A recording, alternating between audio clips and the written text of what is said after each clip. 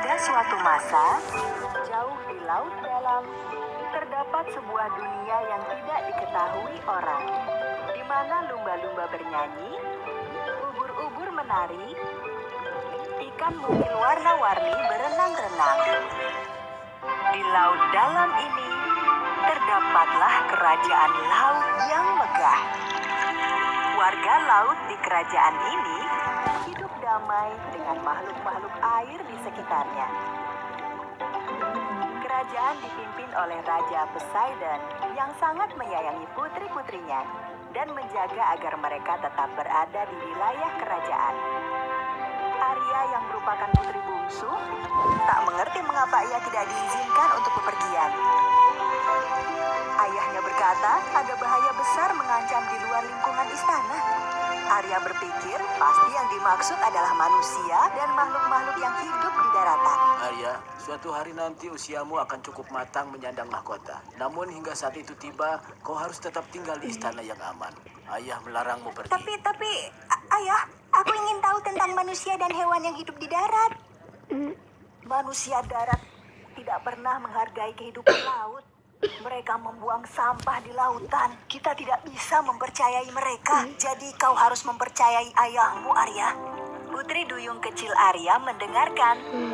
Namun semakin dipikirkannya kata-kata sang nenek, keingintahuannya semakin besar. Aku tidak bisa menunggu hingga aku dewasa. Manusia yang hidup di darat bisa saja berhati baik seperti kami di sini. Dan si kecil Arya menyusun rencana untuk kabur dari kerajaan laut. Ia memikirkan sahabat-sahabatnya, si paus besar Willy dan si Dolphy lumba-lumba kecil. Karena mereka dengan bebas bisa keluar masuk kerajaan laut kapan saja mereka mau. Pada gerbang istana, ikan todak penjaga gerbang bergeser, mempersilahkan lumba-lumba Dolphy dan paus Willy keluar. Mereka bebas keluar masuk sesuka hati mereka. Namun begitu hilang dari pantauan penjaga, Willy membuka mulutnya lebar-lebar dan tampaklah penumpang gelap di mulutnya si duyung kecil Arya. Dengan mudah Arya keluar dan berenang menuju permukaan laut. Untuk pertama kali dalam hidup, ia merasakan hembusan angin, menatap mentari tenggelam, dan mendengar nyanyian burung camar. Rasanya luar biasa. Here's my home, deep blue sea. Everything is fun, friends with me. The king called me the little mermaid, the very best daughter of the king of the sea. Just look around, you will see the joy, a beautiful life, and the ocean roar. Just look around, you will see the joy, a beautiful life, and the ocean roar. Di saat yang sama, Arya mendengar suara musik dari seberang lautan. Ia masuk ke dalam air dan berenang mengikuti arah suara itu. Lalu dilihatnya kapal raksasa dengan kembang api di atasnya. Wah, kapal! Ayo Dolphy, kita mendekat. Berhenti Arya, berbahaya. Sahabatnya Dolphy sudah memperingatkan, tetapi Arya tidak mau mendengar. Arya, berhenti! Ia berenang ke samping kapal, di mana ia dapat melihat raja kerajaan darat dan putranya, Pangeran Edward, tengah merayakan ulang tahun sang pangeran. Pangeran, Arya, kita tidak boleh di sini. Para tentara itu bisa saja berbahaya. Kita harus kembali ke rumah sekarang. Mereka mungkin sudah melihat kita.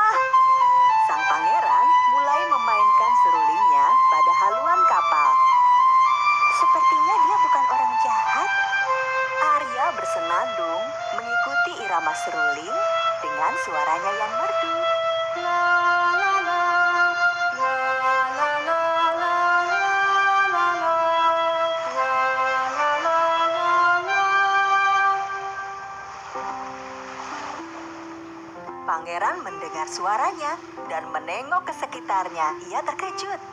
Suara indah siapa itu? Hati-hati Arya, mereka akan memergokimu. Jauh dari sana, saudari Raja Poseidon yang jahat, penyihir laut Vega, sebelumnya tinggal di istana Raja Poseidon. Namun karena melakukan hal jahat, ia diusir dari kerajaan laut. Tibalah saatnya Putri Raja Poseidon dan seorang manusia. Kirim guru, badai dan kilat, gelombang besar untuk membalikan kapal dan menenggelamkan pangeran.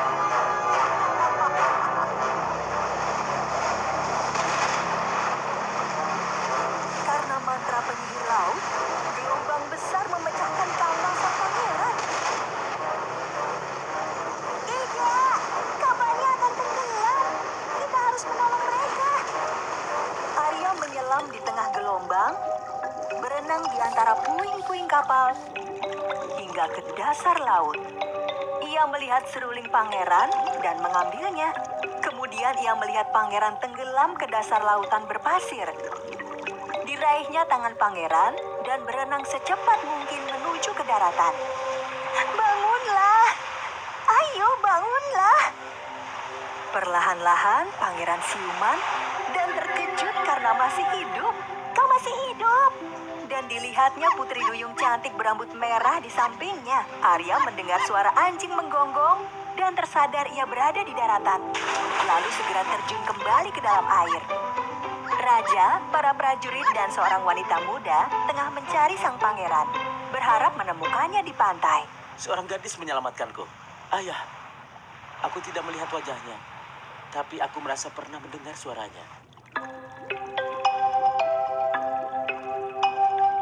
Sementara itu di lautan, Arya kembali ke kerajaan laut.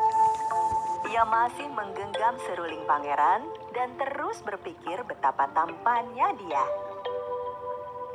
Ayahnya tengah mencari dirinya.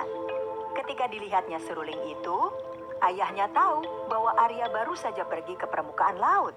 Ayah sudah ingatkan kau, Arya. Kau tidak mau mendengar dan malah bepergian keluar dari istana. Kau seharusnya sabar menunggu. Tetapi pangeran hampir tenggelam. Apa? Pangeran? Kau tinggalkan perlindungan istana, Arya. Kau harusnya percaya pada ayah, sehingga ayah bisa melindungimu dari bahaya. Ayah melarangmu pergi keluar dari kerajaan laut. Raja Poseidon pergi meninggalkannya. Beliau sangat kecewa dan mengkhawatirkan kondisi batin putrinya. Namun Arya bersikeras bertemu dengan pangeran kembali. Dan ia melakukan kesalahan besar.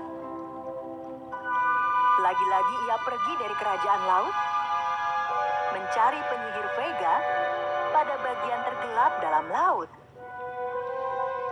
Ular berkepala dua penjaga istana Vega dengan waspada memandang sekelilingnya dan melihat duyung cilik datang. Vega, putri raja telah datang. Saatnya untuk membalas dendam pada raja. Aku sudah mengira dia akan datang. Ia punya jiwa pemberontak. Biarkan ia masuk, ular.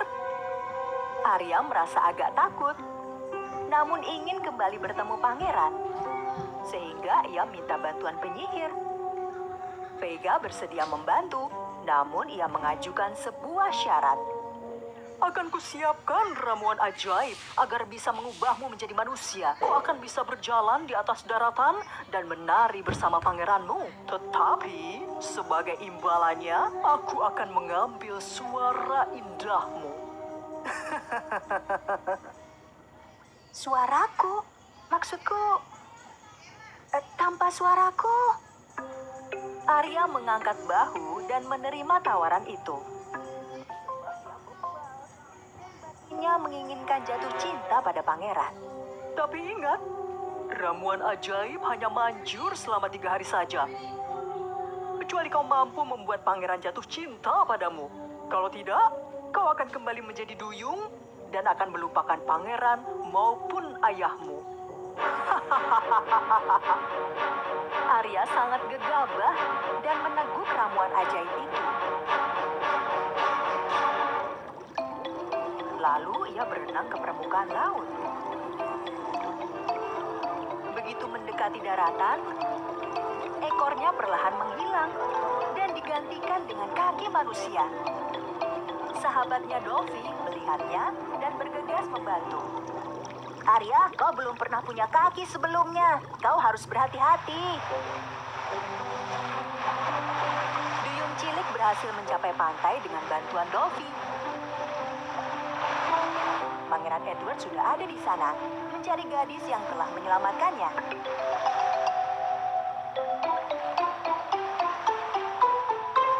Kau sepertinya tidak asing. Apakah kita pernah bertemu sebelumnya? Arya yang tidak memiliki suara lagi, hanya mengangguk dan mengembalikan seruling pada pangeran. Ya, kita pernah bertemu. Kau pasti adalah gadis yang telah menyelamatkanku. Dan suara yang kudengar kala bermain seruling di dek kapal. Siapa namamu? Arya berusaha menjelaskan apa yang telah terjadi padanya. Oh, kau tidak bisa berbicara? Namun ia tidak mampu berbicara. Sehingga pangeran berkesimpulan bahwa ia bukan gadis yang dicari. Karena gadis yang dicarinya memiliki suara yang indah. Namun dia tetap ingin menolong gadis malang itu, sehingga dibawanya ke istana.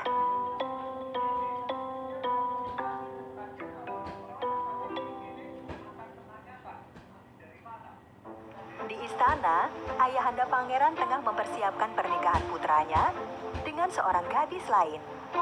Arya menatap dari kejauhan dan merasa sedih karena tidak dapat menikah dengan pangeran. Hari berganti dan ia tetap tak mampu menjelaskan pada pangeran.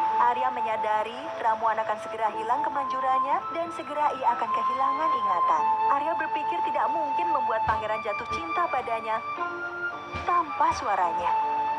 Hingga tibalah hari ketiga. Arya sangat sedih. Namun saat itu juga, sesuatu yang tak disangka terjadi. Saudari-saudari duyungnya muncul dari laut bersama neneknya. Cucuku sayang, kami datang untuk menolongmu dan mematahkan mantra jahatnya. Lalu gelombang meninggi, membentuk percikan raksasa, kemudian muncullah Raja Poseidon dari dalam air. Arya, putriku yang cantik. Kau menghampiri bahaya yang menjadi kekhawatiran. Namun aku berhasil menyelamatkan suaramu dari perang laut ini. Aku telah mematahkan mantra sihir dan kau akan mendapatkan suaramu kembali. Sehingga kau akan tetap dapat mengingat kami. Raja Laut mengarahkan trisulanya pada kerang laut yang ada di tangan nenek Arya. Dan mantra berhasil dipatahkan. Suara Arya telah kembali padanya. Suaraku, terima kasih keluarga tercintaku. Aku sangat menyayangi kalian. Tidak! Paus Willy membawa duyung kecil ke kapal sang pangeran. Pangeran dan putri dari kerajaan lain telah bersiap akan menikah. Namun tiba-tiba pangeran mendengar sesuatu dan berhenti.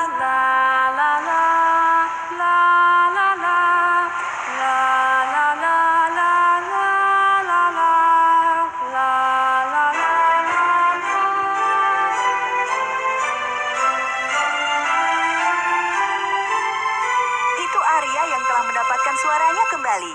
Begitu melihat Arya di atas punggung Paus, Pangeran Edward terjun ke air untuk berbicara dengannya.